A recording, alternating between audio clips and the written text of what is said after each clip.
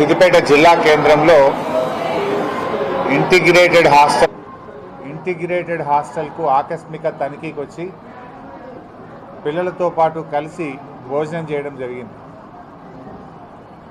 ముఖ్యంగా రేవంత్ రెడ్డి గారి ఏడాది పాలనలో హాస్టళ్ళు, గురుకుల పాఠశాలలన్నీ కూడా ఆగమైపోయినటువంటి పరిస్థితి. రేవంత్ రెడ్డి పాలనలో వేలాది మంది విద్యార్థులు ఆసుపత్రుల పాలయ్యారు. 49 మంది ముక్కుపచ్చలారని పసిబిడ్డలు ఇవాళ పొట్టన పెట్టుకున్నది రేవంత్ రెడ్డి ప్రభుత్వం. 3 లక్షల కోట్ల బడ్జెట్ ఉన్నటువంటి ఈ రాష్ట్రంలో ఈ ఎస్సీ, ఎస్టీ, బీసీ పిల్లలకు కడుపు నిండా అన్నం పెట్టడం కూడా చేతనైతే లేదంటే ఈ ప్రభుత్వం యొక్క ప్రాధాన్యతలు ఏందో మనం అర్థం చేసుకోవాల్సిన అవసరం ఉంది. కేసీఆర్ గారి హయాంలో 1000కి పైగా గురుకులాలు పెట్టి గురుకుల విద్యార్థుల గౌరవాన్ని, ప్రతిష్టను ఎవరెస్ట్ శిఖరమంత ఎత్తు మీద కేసీఆర్ గారు నిలబెట్టారు. ఈరోజు నేనున్నటువంటి ఈ ఇంటిగ్రేటెడ్ హాస్టల్లో చాలా ఆశ్చర్యానికి లోనయ్యాను. రేవంత్ రెడ్డి అసెంబ్లీలో మాట్లాడుతూ, ఉప ముఖ్యమంత్రి బట్టి విక్రమార్క గారు మాట్లాడుతూ ఎస్సీ, ఎస్టీ హాస్టళ్లకు గ్రీన్ ఛానల్లో డబ్బులు ఇస్తున్నాము అని చెప్పారు. Green channel. కానీ ఈరోజు ఇక్కడికి వచ్చి నేను పరిశీలిస్తే ఈ సిద్దిపేట పట్టణంలో ఉన్న ఇంటిగ్రేటెడ్ హాస్టల్లో June, July, August, September, October, November, December running month పక్కన పెడితే కూడా 6 నెలల నుంచి ఈ హాస్టల్కు ఇంతవరకు మెస్ ఛార్జీలు చెల్లింపు జరగలేదు. దాదాపు 9,50,000 రూపాయల మెస్ ఛార్జీలు ఫైనాన్స్ డిపార్ట్మెంట్లో క్లియరెన్స్ కోసం పెండింగ్లో ఉన్నాయి.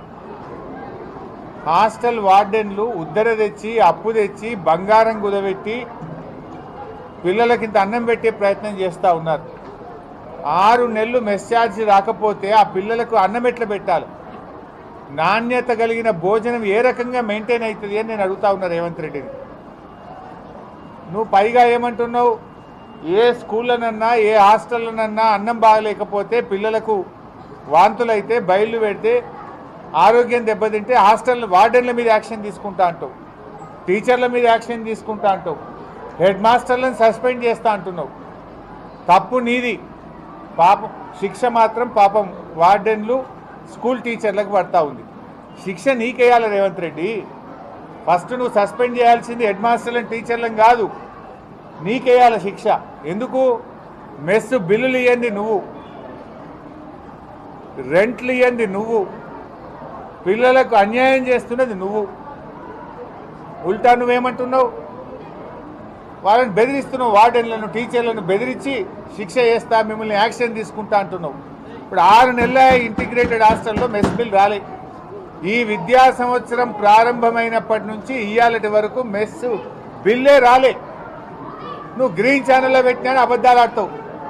ఏదో చెల్లని రూపాయికి గీతలు ఎక్కువ అన్నట్టు రేవంత్ రెడ్డికి మాటలు ఎక్కువ. రేవంత్ రెడ్డి మాటలు కోటలు దాటాయి తప్ప చర్యలు శూన్యం. ఇలా ఇప్పుడు స్పష్టంగా ఏమర్థమైంది? గ్రీన్ ఛానల్ పెట్టినాం, మెస్ ఛార్జీలకు బిల్లులు పెండింగ్ లేవు, ఏ నెల కా నెల బిల్లులు ఇస్తున్నామన్నావు కదా. 9,50,000 రూపాయల మెస్ ఛార్జీలు ఈ హాస్టల్లో, ఒక్క హాస్టల్లో పెండింగ్ ఎందుకున్నాయి? అంటే ఈ రకంగా రాష్ట్రం అంతా ఇదే పరిస్థితి కదా. ఇలా నేను పిల్లలతో మాట్లాడుతున్నా. పిల్లలు ఏమంటున్నారు? తువ్వాలలు రాలేదు సార్, మాకు ప్లేటు, గ్లాసు, కటోరా, చెంచా ఇవన్నీ ప్రతి సంవత్సరం వస్తుండే. పోయినసారి ఈ గవర్నమెంట్ వచ్చినాక ఈ ఏడాదిలో ప్లేటు లేదు, గ్లాసు లేదు, కటోరా లేదు, చెంచా లేదు, తువ్వాలలు లేవు, ఇంకేం లేవు, స్వెటర్ లేవు. రకరకాల బాధలు చెప్తున్నారు పిల్లలు. పాపం ఇక్కడికి వస్తే బూట్లు రాలేదంటే, షూస్ కూడా రాలేదంటున్నారు. అంటే ఇది హాస్టళ్లలో పరిస్థితి. నేను రేవంత్ రెడ్డిని అడుగుతా ఉన్నా, నువ్వు ఫుల్ పేజ్ యాడ్లు ఇస్తున్నావు. రాజీవ్ గాంధీ విగ్రహం పెట్టి ఫుల్ పేజ్ యాడ్లు ఇచ్చినావు. 9 రోజులు ఏడాది పాలన సందర్భంగా సంబరాలు చేసినావు. కోట్ల రూపాయలు ఖర్చు పెట్టి హోర్డింగ్లు పెట్టినావు, అడ్వర్టైజ్మెంట్లు పెద్ద పెద్ద పేపర్లల్లో, టీవీలల్లో, హోర్డింగ్ల మీద నీ బొమ్మలు వేసుకున్నావు, అడ్వర్టైజ్మెంట్లు ఇచ్చినావు. ఈ పిల్లలకు బుక్కడి అన్నం పెట్టే శాత కాదా? నీ అడ్వర్టైజ్మెంట్లు దేనికోసం? మెస్ బిల్లులు ఇవ్వకుండా పిల్లలకు అర్ధాకలితో పిల్లల్ని గోసవుచ్చినందుకు నీ ఏడాది పాలన ఉత్సవాలా? దేనికోసం ఉత్సవాలు జరుపుతున్నావు రేవంత్ రెడ్డి? ఇలా ఆడపిల్లల హాస్టళ్లలో చలికాలం వేడి నీళ్ళు రాక ఇబ్బంది పడతా ఉన్నారు. ఎస్సీ గురుకుల పాఠశాలల్లో అక్టోబర్ నవంబర్ నుంచి పెండింగ్ ఉంది, మెస్ బిల్లులు పెండింగ్ ఉన్నాయి. ఇక్కడ పార్ట్ టైం ఉద్యోగులను అడిగిన 8 నెలలు అయినట జీతాలు రాక. కామాటీలో వాచ్మెన్లకు 8 నెలల నుంచి జీతాలు రాలే. వాళ్ళు ఎట్లా పని చేయాలి? అంటే అవుట్సోర్సింగ్ ఉద్యోగులకు, కామాటీలకు, కుక్కులకు, వాచ్మెన్లకు 8 నెలలకే జీతాలు రాకపోతే వాళ్ళు ఎట్లా పని చేస్తారు? వాళ్ళ కుటుంబాలు ఎట్లా నడుస్తాయి? వాళ్ళు మనసుతో ఈ పిల్లలకు ఎట్లా జాగ్రత్తగా చూసుకోగలుగుతారు? నేను ఆశ్చర్యపోయింది. ఇక్కడ అడిగితే మా అవుట్సోర్సింగ్ ఉద్యోగి కామాటీలు 8 నెలల జీతాలు రాకంటున్నారు. అదేవిధంగా ఈ పిల్లలకు ట్యూషన్ చెప్పేది ఇచ్చేదే 1500. ఆ ట్యూషన్ చెప్పేటోళ్ళకు 6 నెలల నుంచి పైసలు రాలే. అదేవిధంగా కాస్మోటిక్ ఛార్జెస్ గురుకుల పాఠశాలల్లో, ఎస్సీ గురుకుల పాఠశాలల్లో 6 నెలల నుంచి కాస్మోటిక్ ఛార్జెస్ రావడం లేదు. వాషింగ్ ఛార్జెస్ కూడా పిల్లలకు రావడం లేదు. అక్కడ స్వీపింగ్ శానిటేషన్ వాళ్ళకు కూడా 2-3 నెలలకెళ్ళి వాళ్ళకి జీతాలు రావడం లేదు. అవుట్సోర్సింగ్ ఉద్యోగుల పరిస్థితి అయితే 8 నెలలకెళ్ళి జీతాలు లేవు. ఇగో ఇది రేవంత్ రెడ్డి పాలన. మాటలు ఎక్కువ, కోతలు ఎక్కువ, చేతలు తక్కువ. ప్రతిపక్షాల మీద తిట్టమంటే అడగోలుగా తిట్టు నేర్చుకున్నావు. ఇవాళ మా సీనియర్ మాజీ మంత్రివర్యులు శాసనసభ్యురాలు సబితా ఇంద్రారెడ్డి గారు, మాజీ మంత్రి సత్యవతి రాథోడ్ ఎమ్మెల్సీ గారు, తాండూరులో పిల్లలకు ఫుడ్ పాయిజన్ అయింది, ఆసుపత్రిలో ఆగమాగం ఉన్నారు పిల్లలు, ప్రాణాపాయ స్థితిలో ఉన్నారు పిల్లలు, ఆ పిల్లల్ని చూడ్డానికి వెళుతాము, ఆ పిల్లల్ని పరామర్శించడానికి వెళ్తామంటే సబితా ఇంద్రారెడ్డి గారిని, సత్యవతి రాథోడ్ గారిని వికారాబాద్లో అరెస్ట్ చేశారు. అంత మంచిగా ఉంటే అరెస్ట్లు ఎందుకు అంటున్నా? నీ పని చక్కగా ఉంటే, నువ్వు అన్నం చక్కగా పెడితే, పిల్లలు మంచిగా ఉంటే ఎందుకు భయపడుతున్నావు రేవంత్ రెడ్డి? ఎందుకు ఎమ్మెల్యేలను ఎమ్మెల్సీలను అరెస్ట్ చేస్తూ ఉన్నావు? ఆమె ఆ జిల్లా మంత్రిగా 15 ఏళ్ళు పనిచేసినటువంటి సీనియర్ నాయకురాలు, రంగారెడ్డి జిల్లా వికారాబాద్ వాస్తవ్యురాలు సబితా ఇంద్రారెడ్డి గారిని కూడా నువ్వు స్కూల్కు పోనీయా, హాస్టల్కి పోనీయా అని అరెస్ట్ చేస్తావా?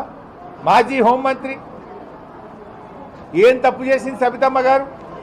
నీ తప్పులు ఎత్తి చూపుతుందనే కదా నీకు భయం, నీ లోపాలు బయటపడతాయనే కదా నీ భయం. ఆ పిల్లల తల్లిదండ్రులతోనో పిల్లల్ని కలిస్తే అన్ని సంగతులు బయటకు వస్తే నీ ఇజ్జత్ పోతుందని నువ్వు వాళ్ళని అరెస్ట్ చేస్తున్నావు. అరెస్టులు కాదు పరిష్కారం. పిల్లలకు కడుపు నిండా అన్నం పెట్టు, మెస్ బిల్లులు విడుదల చేయి, పిల్లలకు రావాల్సినటువంటి షూస్ కానీ, బట్టలు కానీ, ప్లేట్ కానీ, గ్లాస్ కానీ, బాక్స్ కానీ, స్వెటర్లు కానీ, బ్లాంకెట్లు కానీ విడుదల చేయి. అవుట్సోర్సింగ్ ఉద్యోగులకు వెంటనే వేతనాలు ఇవ్వు. చాలా చోట్ల కిరాయిలు రాలేదు. ఎస్సీ గురుకుల పాఠశాలలకు ఏడాదిగా ఇంతవరకు కిరాయిలు కూడా రాని పరిస్థితి ఉన్నది. వాటి కిరాయిలు వెంటనే చెల్లించండి, లేదంటే మొన్న మైనార్టీ స్కూళ్ళకు తాళాలు వేసినట్టు ఓనర్లు ఎస్సీ గురుకులాలకు కూడా తాళాలు వేసే ప్రమాదం ఉన్నది. నువ్వేమన్నావు? విద్యాశాఖ నా దగ్గరనే ఉన్నది, బాగా ఉద్ధరిస్తా అన్నావు. విద్యాశాఖ నీదే, సాంఘిక సంక్షేమ శాఖ నీదే, గిరిజన శాఖ నీదే, మైనార్టీ శాఖ నీదే. అన్ని శాఖలు నీ దగ్గరనే ఉన్నాయి. నీ దగ్గర ఉన్న శాఖల్లోనే ఇంత అధ్వాన్నమైనటువంటి పరిస్థితి ఉన్నది. ఏమైనా రేవంత్ రెడ్డి ఒక్కనాడు ఒక హాస్టల్లో పోయి బుక్కడి అన్నం తిన్నావా? ఒక ఎస్సీ ఎస్టీ హాస్టల్కి పోయి పరామర్శించినావా? నీకు టైం దొరుకుతుందా? రేవంత్ రెడ్డి గారు ఆ రోజు ప్రతిపక్షంలో ఉన్నప్పుడు తెగ రెచ్చిపోయి మాట్లాడినావు. మరి అలా కుర్చీలో కూర్చోగానే, గద్దెనెక్కంగానే మా ఎస్సీలు, మా ఎస్టీలు, మా బీసీలు, మా మైనార్టీలను ఎందుకు మర్చిపోయినావు అని అడుగుతా.